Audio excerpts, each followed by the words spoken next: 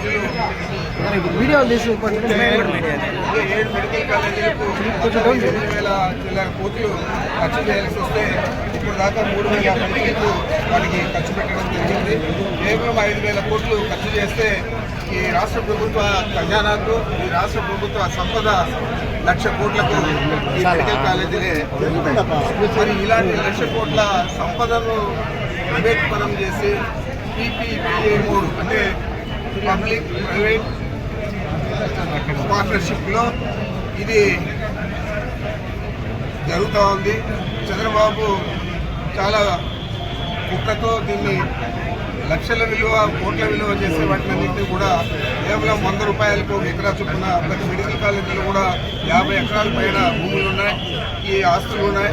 ఇవన్నీ ఈరోజు ఈ మెడికల్ కాలేజీ పూర్తయితే ప్రభుత్వానికి 1,00,000 కోట్ల ప్రాపర్టీ ఏర్పడేదే కాకుండా పేద పిల్లలందరూ చదువుకునేదానికి చాలా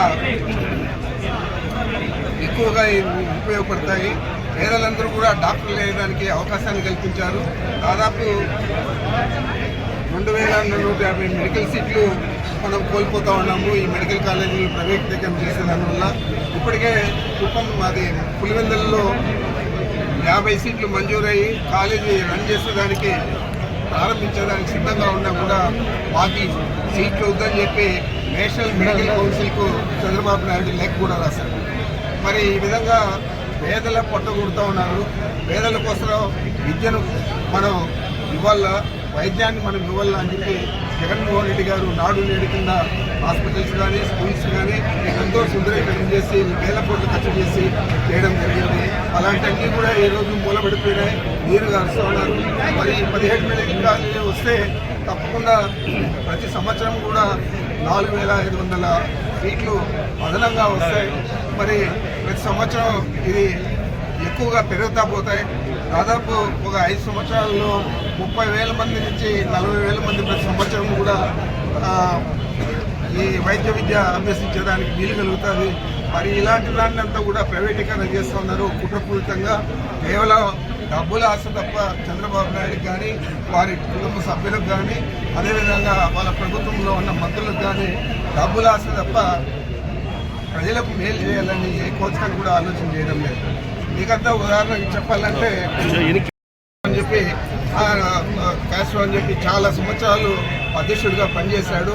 ఆయన ఆధ్వర్యంలో అనేక ప్రభుత్వ మెడికల్ కాలేజీలన్నీ కూడా ఉచితంగా మెడికల్ సీట్లు ఇచ్చి చదివించారు. అక్కడ వారు కరోనా సమయంలో ఏ విధంగా ఈ ప్రపంచానికి ఉపయోగపడడానికి దాదాపు 60 రాష్ట్రాలలో వారు సేవలు అందించారు. ఆ డాక్టర్లందరూ కూడా వచ్చి కరోనా సమయంలో, అదేవిధంగా మన దేశంలో కూడా క్యూబా డాక్టర్లందరూ వచ్చి కరోనా సమయంలో సేవలు అందించడం జరిగింది.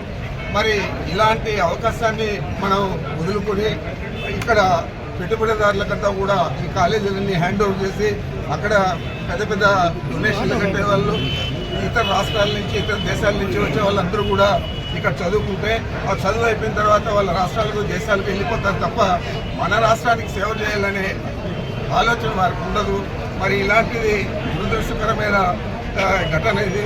రాష్ట్ర ప్రజలందరూ కూడా దీన్ని సమర్థించాలా, ప్రైవేటీకరణ వ్యతిరేకించేదే కాకుండా జగన్మోహన్ రెడ్డి గారు ఏ ఉద్దేశంతో అయితే ఇది చేపట్టాడో అది పేదలకు న్యాయం జరగాలని చెప్పి ఏదైతే చేపట్టాడో అది పేదలకు న్యాయం జరిగే విధంగా మనం అందరూ కూడా అందరి మద్దతు తీసుకొని అన్ని రాజకీయ పార్టీలు మద్దతు తీసుకొని దీని మీద పోరాటం చేయాలా.